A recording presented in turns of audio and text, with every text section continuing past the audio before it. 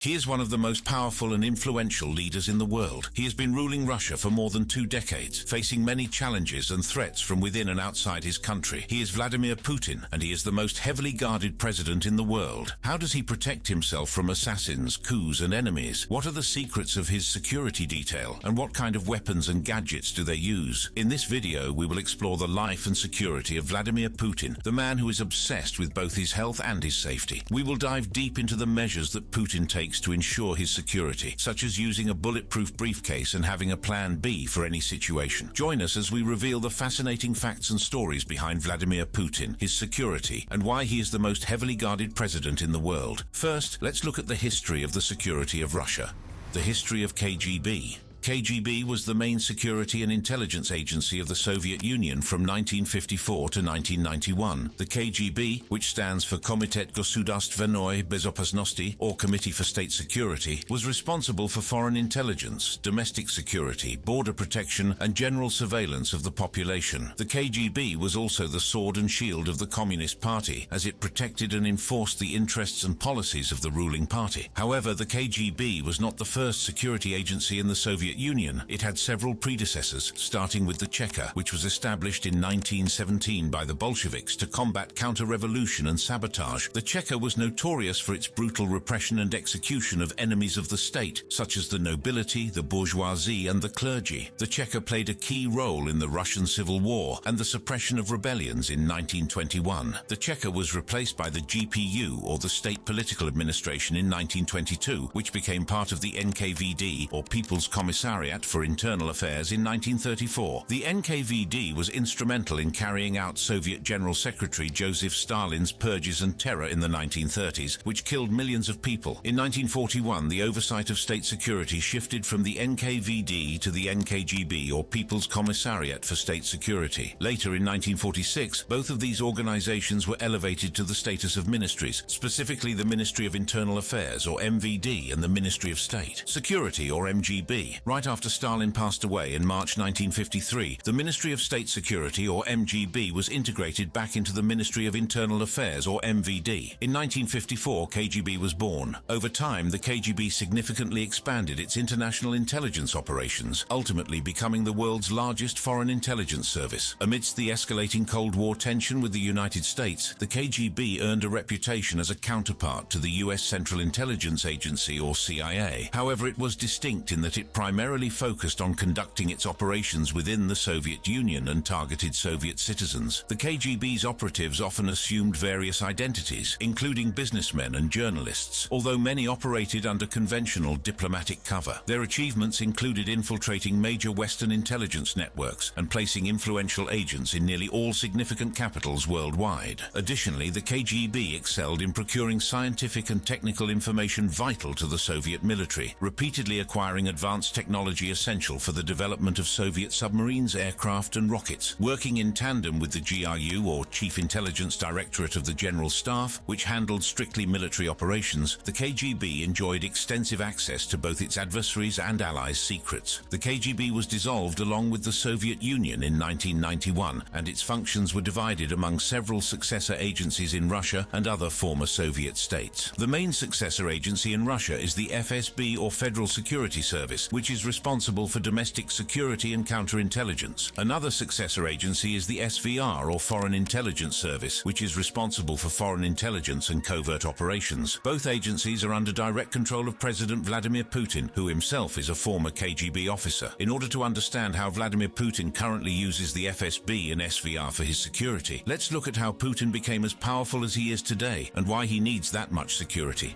Putin's early years in politics, a timeline. Vladimir Putin's early years in politics were marked by his transition from a KGB foreign intelligence officer to a loyal aide of the reformist mayor of St. Petersburg, Anatoly Sobchak, and then to a rising star in the Kremlin under President Boris Yeltsin. Here are some of the highlights of his political career before he became president of Russia. In 1990, Putin retired from the KGB with the rank of lieutenant colonel and joined Sobchak's office as an advisor on international affairs. He helped Sobchak promote democratic reforms and economic development in St. St. Petersburg, which was then recovering from the collapse of the Soviet Union. In 1994, he assumed the role of the inaugural mayor. By 1996, he made a move to Moscow, where he joined the presidential team as the deputy and held a prominent position as the senior administrator at the Kremlin. During this time, he formed a close relationship with Anatoly Chubais, a fellow native of Leningrad, and steadily advanced within the administrative hierarchy. In 1996, Putin also joined Yeltsin's administration as the deputy chief of the Presidential Property Management Department. He impressed Yeltsin with his efficiency, loyalty, and professionalism, and quickly rose through the ranks of the Kremlin hierarchy. In 1997, Putin became the deputy chief of the presidential administration and the head of the main supervisory department. He oversaw the activities of regional governors, federal ministries, and security agencies, and enforced Yeltsin's orders and decrees. In 1998, Putin was appointed as the director of the Federal Security Service, FSB, the successor of the KGB. He reformed and strengthened the FSB, increasing its budget, personnel, and powers. He also cracked down on corruption, terrorism, and organized crime. In August 1999, Yeltsin appointed Putin as his prime minister, making him Yeltsin's heir apparent. Putin launched a military campaign against Chechen rebels who had invaded neighboring Dagestan, which boosted his popularity and reputation as a decisive leader. In December 1999, Yeltsin announced his resignation and named Putin as his acting successor. Putin pledged to continue Yeltsin's reforms and to maintain stability and democracy in Russia. These were some of the key events that shaped Vladimir Putin's early years in politics. He went on to win the presidential election in March 2000 with 53% of the vote, becoming Russia's second president after Yeltsin. Vladimir Putin has been the main leader of Russia ever since. It's been 23 long years and he faces many threats because of the position he's in. Why is he the most heavily guarded president in the world? Let's look at Putin's journey as the president of Russia and the several threats he faces today.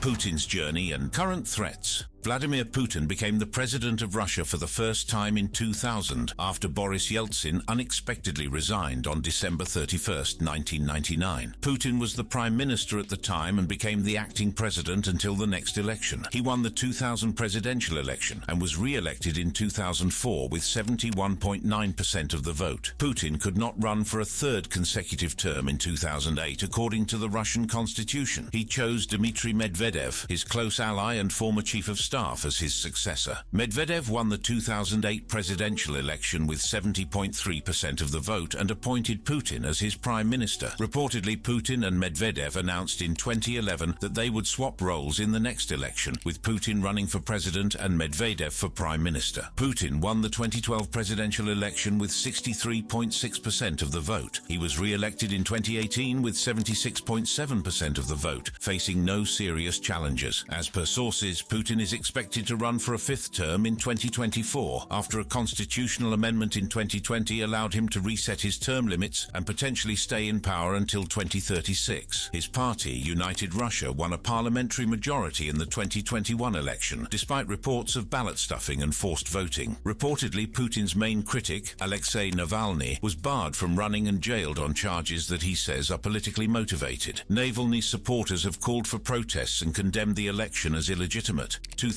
to 2008. In his first decade as president, Putin focused on creating a sense of stability and prosperity for Russia after the chaos and economic crisis that followed the collapse of the Soviet Union. He restored the authority and influence of the state, strengthened the security and military forces, and increased the control over the media and civil society. He also pursued a pragmatic foreign policy, cooperating with the West on some issues such as counter-terrorism and nuclear non-proliferation, but opposing it on others such as the Iraq War and NATO expansion. 2012 to 2020. In his second decade as president, Putin shifted to a more assertive and aggressive leadership style, both domestically and internationally. He faced growing challenges from the opposition movement, led by Alexei Navalny, who exposed his corruption and authoritarianism. He also faced economic difficulties due to the decline of oil prices, the sanctions imposed by the West over his annexation of Crimea and intervention in Ukraine, and the impact of the COVID-19 pandemic. He responded by cracking down on dissent, changing the constitution to extend his rule beyond 2024, and reportedly adopting a more confrontational stance towards the West, involving military interventions in Syria and Libya, cyber attacks and disinformation campaigns, and threats of using nuclear weapons.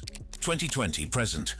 In his third decade as president, reportedly, Putin seems to be setting a new course for Russia by transferring some of his powers from the presidency to other institutions, such as the State Council and the Security Council. This could be a way of preparing for his eventual exit from the Kremlin while ensuring his continued influence and protection after he leaves office. It could also be a way of creating a more balanced and stable system of governance that would reduce the dependence on one person and increase the participation of other actors. However, it is unclear how this change will affect Russia's domestic politics and foreign policy in the long term. What are President Putin's current biggest threats, according to some news sources and speculation? The war in Ukraine, which has resulted in a loss of territory, troops, and international support for Russia. Putin's invasion plan has failed to achieve its objectives and has provoked a strong resistance from the Ukrainian army and people. The war has also caused a humanitarian crisis, economic sanctions, and diplomatic isolation for Russia. The opposition movement, led by Alexei Navalny, who is currently in jail but still has a large following of supporters and activists who demand political reforms and anti-corruption measures in Russia. Navalny has been a vocal critic of Putin and his regime, exposing their corruption and human rights violations. Navalny's movement has organized protests, investigations, and campaigns to challenge Putin's power and legitimacy. The discontent and unrest among the Russian population, who are suffering from the consequences of the war, the pandemic, the economic decline, and the lack of freedom and opportunities in Russia. Reportedly, Russians have expressed their anger and frustration by sabotaging military infrastructure or by burning down recruitment centers to avoid being drafted into the war. Others have shown their dissatisfaction by voting against Putin's party in the recent parliamentary elections or by boycotting them altogether. And while these are potential threats coming from growing unrest, reportedly President Putin has already faced several assassination attempts over the years. Let's take a look at some of these assassination attempts. In 2002, while Vladimir Putin was visiting Azerbaijan, reportedly an Iraqi individual was apprehended for allegedly conspiring to assassinate the Russian leader. This individual was reported to have connections with groups in Afghanistan and Chechen rebel forces, with suspicions of attempting to transport explosives to a co-conspirator. Both the man and his alleged accomplice were arrested and subsequently sentenced to 10 years in prison. In November 2002, authorities reportedly received a tip about a plan to assassinate Vladimir Putin by targeting his vehicle. It was alleged that a group of individuals disguised as repairmen planted a bomb on the route that the Russian leader was scheduled to travel through. Then in October 2003, it was reported that a plot to assassinate Vladimir Putin was foiled by an anti-terror squad from British police, as detailed in the Sunday Times. According to the report, 2 men suspected of being assassins were arrested, with one of them claiming to be a former operative from the Russian Secret Service with experience in targeted killings. According to sources, in 2012, Russian special forces apprehended a Chechen rebel named Adam Osmayev, who admitted to plotting the assassination of Vladimir Putin. Osmayev was reported as saying, "Our objective was to travel to Moscow and attempt to assassinate Prime Minister Putin. Our timeline for this was set after the Russian presidential election." Most recently, there was a claim by an anonymous Telegram channel that Putin faced an assassination attempt while his motorcade was driving through Moscow in September 2022. However, this claim has not been verified by any official sources and could be a rumor or a hoax. And as we know, Vladimir Putin is very much alive despite all such assassination attempts over several years. How is that possible? Putin is the most heavily guarded president in the world. His security is like no other. Let's see the crazy security measures the Russian president takes to ensure that he stays alive.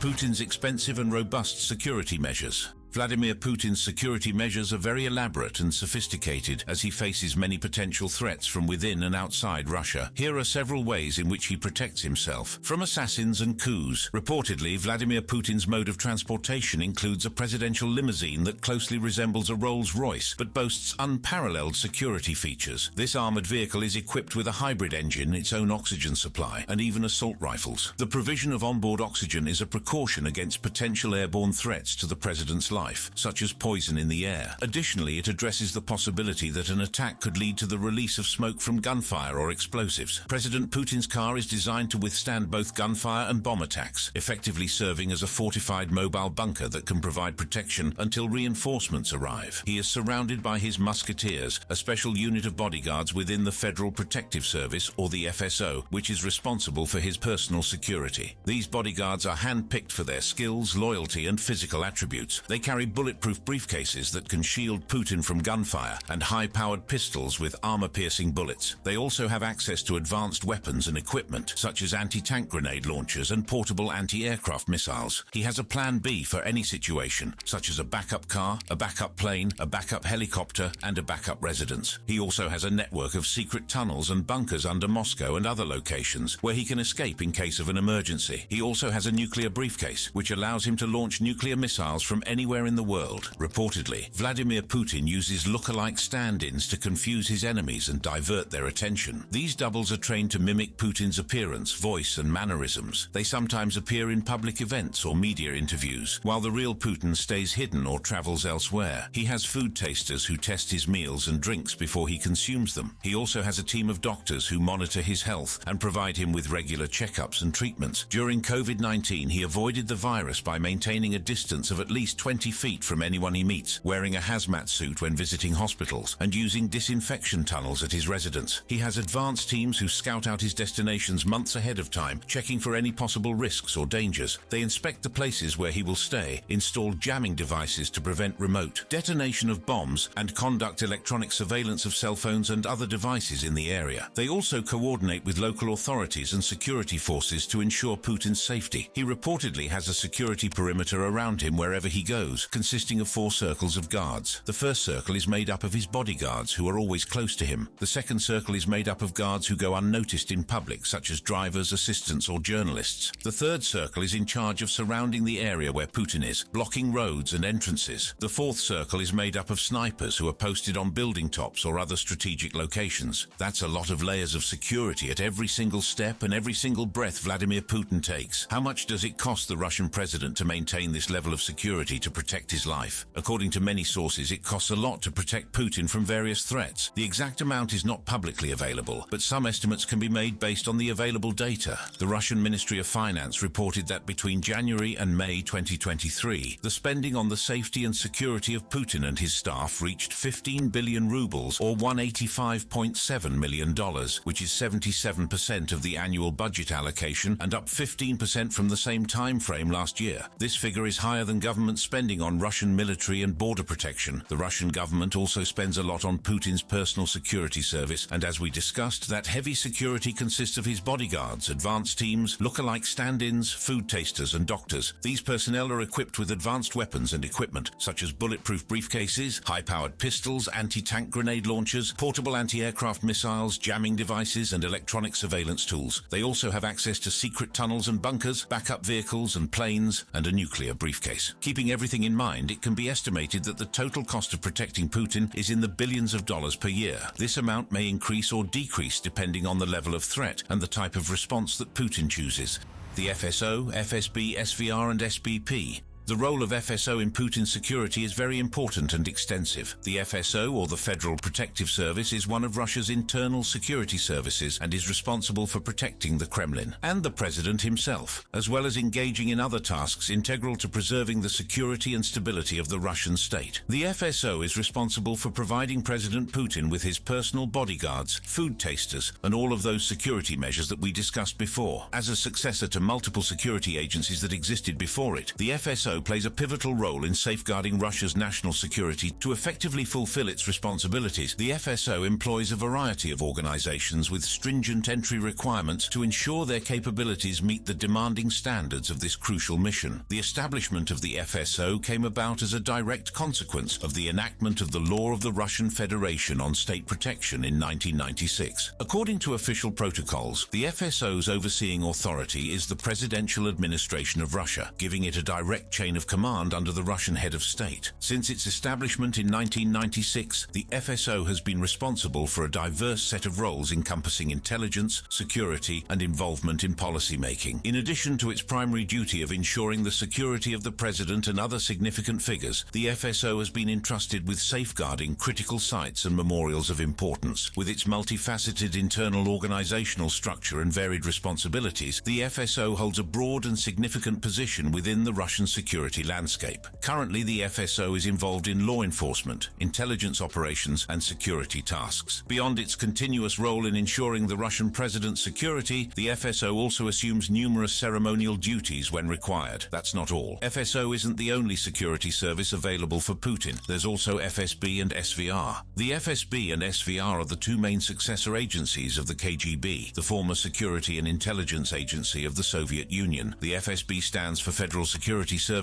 and the SVR stands for Foreign Intelligence Service. The FSB and the SVR were created in 1991 after the dissolution of the Soviet Union and the KGB. Both agencies are under direct control of President Vladimir Putin. The FSB and the SVR are two of the main security and intelligence agencies of Russia, but they have different roles and functions. The FSB is responsible for domestic security and counterintelligence, which means that it protects Russia from internal threats, such as terrorism, espionage, sabotage, and cyber attacks. The FSB also monitors the activities of political opponents, civil society groups, and the media within Russia. The FSB is roughly equivalent to the FBI in the United States or the BND in Germany. After assuming the presidency, Vladimir Putin initiated a substantial overhaul of the FSB. Initially, he issued a decree on May 17, 2000, to place the FSB directly under the president's control. This reorganization continued with another decree on June 17, 2000, which revamped the agency's internal structure. Under the new arrangement, the FSB was to be led by a director, a first deputy director, and 9 additional deputy directors, including one who could serve as the state secretary. This restructuring also involved the heads of 6 departments: the Economic Security Department, Counterintelligence Department, Organizational and Personnel Service, Department of Activity Provision, Department for Analysis, Forecasting and Strategic Planning, and Department for Protection of the Constitutional System and the Fight Against Terrorism. In 2003, the FSB's responsibilities were significantly broadened. A decree signed on March 11, 2003, integrated the Border Guard Service of Russia, consisting of 210,000 personnel, into the FSB. This merger was completed by July 1, 2003. Additionally, the Federal Agency of Government Communication and Information, or FAPSI, was dissolved, with the FSB assuming a substantial portion of its functions, while other responsibilities were transferred to the Ministry of Defense. Several factors contributed to the reinforcement of the FSB. These included a heightened demand for security following a series of terrorist attacks targeting Russian civilians, commencing with the Moscow theater hostage crisis. There was also a pressing need to resolve ongoing conflicts between the FSB, FAPSI, and the border guards due to their overlapping roles. Additionally, it was necessary to improve the government's ability to respond more effectively to issues such as migration, drug trafficking, and illegal arms trade. Furthermore, consolidating and strengthening the FSB was instrumental in solidifying the new president's power base, as it became his primary instrument for maintaining control and authority within the government. The SVR is responsible for foreign intelligence and espionage, which means that it collects information and conducts covert operations outside Russia. The SVR also analyzes and disseminates intelligence to the Russian president and other officials on various issues such as politics, economics, security, and technology. The SVR is roughly equivalent to the CIA in the United States or MI6 in the United Kingdom, and there's also the SBP.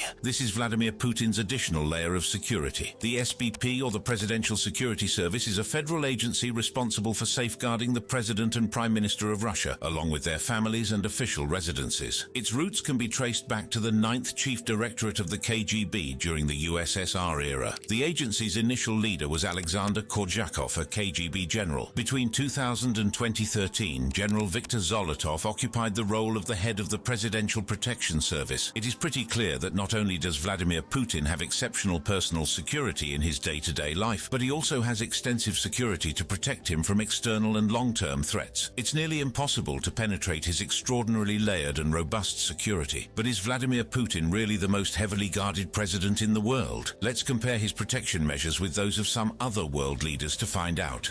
Vladimir Putin versus other world leaders. According to many sources, Putin's security is one of the most elaborate and sophisticated among the world leaders. And as we already saw, there's just layer after layer after layer of security that keeps President Vladimir Putin safe. Let's see what some other world leaders use for their protection. Donald Trump is not just a former president of the United States, one of the world's most influential nations. He is also a billionaire with a vast portfolio of businesses across the globe. His reported net worth exceeds $2.5 billion. The role of the US president has always always come with substantial security concerns, but during Donald Trump's tenure, these reached unprecedented levels. To illustrate, the cost of protecting former President Barack Obama and his family for a year amounted to around $16 million, whereas President Trump's security expenses soared to $29 million. In 2017, the U.S. Congress allocated $120 million for 1 year of protection for the president and his family. The Secret Service is an elite and highly organized team responsible for preserving the president's safety and well-being. This formidable force comprises over 7,000 members, meticulously trained and prepared to respond to any crisis that poses a threat to the president's life. Still doesn't compare to Putin's rumored billions per year spent for his security. Kim Jong-un, the leader and head of state of North Korea, maintains an exceptionally robust security apparatus. North Korea, a nation with a history marked by harsh governance, is perpetually vigilant in safeguarding itself against external attacks or any perceived threats. The North Korean leader has a personal guard corps of 120,000 men who are selected for their loyalty, height and martial arts skills. He also travels in a bulletproof train which is escorted by fighter jets and helicopters. Religious leaders often enjoy widespread reverence and admiration worldwide. However, the level of protection afforded to Pope Francis, the global head of the Catholic Church, is exceptional. His security measures are extensive due to his prominent role in leading the Catholic community. Pope Francis lives within Vatican City, a town renowned for its robust fortifications. The Pontifical Swiss Guard, an armed security force with a history spanning over 500 years, serves as his primary protective unit. Its establishment was ordered by Pope Julius II. The Swiss Guard utilizes cutting-edge weaponry and technology, underscoring their unwavering commitment to ensuring the safety of Pope Francis. This level of security makes him arguably the most heavily protected religious leader globally. He travels in a bulletproof vehicle called the Pope-mobile, which has a glass enclosure that allows him to greet the crowds. Mohammed bin Salman of Saudi Arabia also has exceptional security measures for his safety. He is the crown prince in Saudi Arabia, a nation with significant wealth and influence, yet also facing numerous adversaries in the Middle East and beyond. To ensure his safety, he relies on an extensive security infrastructure that comprises a substantial number of bodyguards, intelligence operatives, special forces units, and police officers. Furthermore, he has access to a range of armored vehicles, helicopters, jets, and yachts, providing him with secure means of transportation. In his pursuit of bolstering his control over the military and security establishments, he has strategically advanced loyal officers while sidelining potential challengers, consolidating his influence within these key institutions. Xi Jinping is the president of China, a rapidly ascending global power entangled in a web of international interests and conflicts. His security is entrusted to the Central Security Bureau, or CSB, an enigmatic and elite protection unit directly under his command. Comprising thousands of highly trained agents proficient in martial arts, firearms, and advanced driving techniques, the CSB employs cutting-edge equipment including bulletproof vests, helmets, shields, and jamming devices. Wherever Xi travels, the CSB forms an extensive security perimeter around him, ensuring his safety and effectively creating a formidable security presence. In 2017, when the Chinese president visited Hong Kong, an extensive security operation was put in place. The city experienced heightened security measures, with certain areas being temporarily closed off. To ensure the president's safety, a significant deployment of 11,000 police officers utilized various tools like helicopters and portable 6-foot barricades as part of their peacekeeping efforts. These are just some of the world leaders with extensive security measures for their personal protection, but reportedly, none has the enormous security that Vladimir Putin does. Since he reportedly spends billions on his private protection, the mysterious Russian president probably has many more layers of security that we've never heard about. Who knows? Well, what we do know is that there are many more such interesting videos for you to watch. To watch them, click one of the cards on your screen.